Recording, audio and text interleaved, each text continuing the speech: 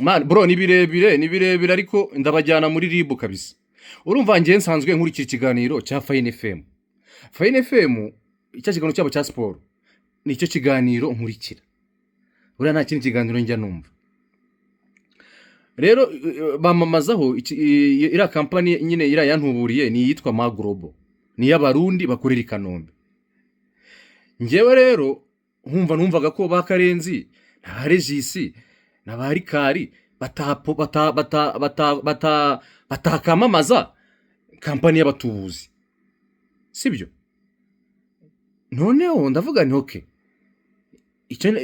Ndavuga ntuburi ubwo bamamaza hariya reka bara abantu mbagane amafaranga ndayafite miliyoni 10 si nyinshi ku buryo umuntu akujyanye mu kazi Canada wayamwima. Amafaranga nari nyafite pe. Icyabaye niki? Nagiye Kanombe kubasura. Ngeze Kanombe ndavuga ati se ko mwamamaza kuri Fine FM bira bintu mwamamaza bimeze bitati wowe uraduha miliyoni 5 uzaduhe n'izindi nubona visa n'akazi kabonetse. Atari ko nutabona visa tuzagusubiza 3500. Ati nta kibazo. Nuko amafaranga ndayabaha miliyoni 5 n'ijana. Sibyo? Tugirana kontra, tujya kwa noteri, turasinya birarangira. Ndagenda ngeze mu nzira mpura n'umunyamakuru kuri Fine FM nyine aho ngaho. Aho gatira shati diro ndayirangije ati bara abantu mwamamaza kabisa. Bagiye kunjyana ati amafaranga nabishyuye. Arambwira ati PATOS amafaranga urayataye. Kuki ujya gukora ibintu utambajije? Ati nubwo tubamamaza n'abatubuzi nyine no kugira ngo twibonera amafaranga ikiganiro cya sport cyacu amafaranga aboneke. Umunyamakuru gose niko yambwiye n'ukuri kw'Imana yo mwijuru. Nabwo atariko nawe urakabya n'ibya nyine n'abatipo bye ntabwo bishoboka. Umunyamakuru gose arambwira ati ari amafaranga urayataye nta muntu numwe bajya bajyana Canada nta muntu urabona visa numwe kuri ziriya diro zawe. Ati iyo bahaye 5 barakujunjarika bagaforodi ibintu miliyoni 1,500 yawe bakatabayirya urwara bakazagusubiza 3,500 babizi neza ko nta nubundi ntayo uzabona. Arambwira ati uri inshuti yanjye PATOS genda nubona umuntu bahaye baboneye visa sha PATOS uzazinza 500. Ndabwo ati amafaranga nyarataye turataye rwose shana. Ati none ikimenyimenyi ni 3,500 ugomba kuzagusubiza bakazakujunjarika bagiye bakubwira bati turacyari muri processes. Ati se n'ikimenyimenyi reba muri kontra mwagiranye nabo bantu hari ahantu banditse ngo processes zarangira igihe iki nikigera amafaranga yawe tuzabibara nkaho visa yabuze tuyagusubiza. Hari aho wabonye? Ati ntaho. Turareba muri kontra turahabura. Reka buzaki Emma boss nyine wira company bita Magrobo barabamamaza kuri Fine FM mu kiganiro cya sport.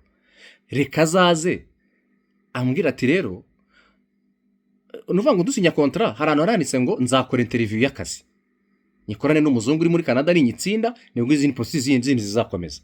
Ariko ni nyitsindwa bazansubiza 5 n'ijana zanjye ubwo nyine ntabwo processes ziri bikomeza.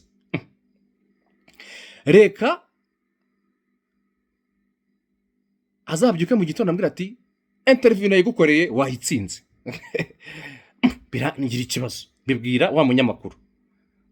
Ati narabikubwiye n'abatubuzi agukorera interview gute se y'akazi aye gukorera ati yavuye ko yibonye ati cyane. Bijya nabyo turabyihorera. Regisi na Karenzi nakakwibabwira ndabihorera. Reka noneho bizagende gute? Reka buzakena none. Ati PATOS duha email yawe tuyitunge uzajya uyikoresha natwe tuyikoresha. Ati se ku email ikoreshwa n'umuntu umwe kuki muri kwinya? Bati kontra yawe yaje yisinya. Singiye kwisinya nsanganitseho Jean Pierre munsi yanditseho Mugisha Eric. Mu gihe ngiye kuyisoma neza abarayisibye kayisiba namaze kuyihamuramira Regis kuko byari bimaze gukabya.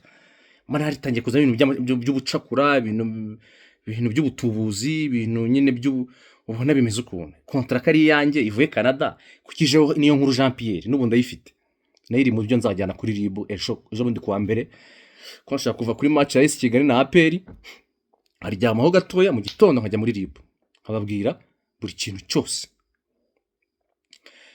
Nuko mbiha Regis Muramira, buriya Regis ni inshuti yanjye, buriya n'ahandi hantu ndira urabizi, buriya iyo nshonje namwe atereka njye guteza imbere Regis Muramira ndiriwe marakana rwose, nkanumva ko Regis ari inshuti yanjye. Buriya ubwo nagiye hari ahantu ahizeye, Regis arambwira ati PATOS, ibyo bintu byose ndabona ko harimo amanyanga, ariko bihorere wabona iyo viza uzayibona. Munyamakuru arambwira ati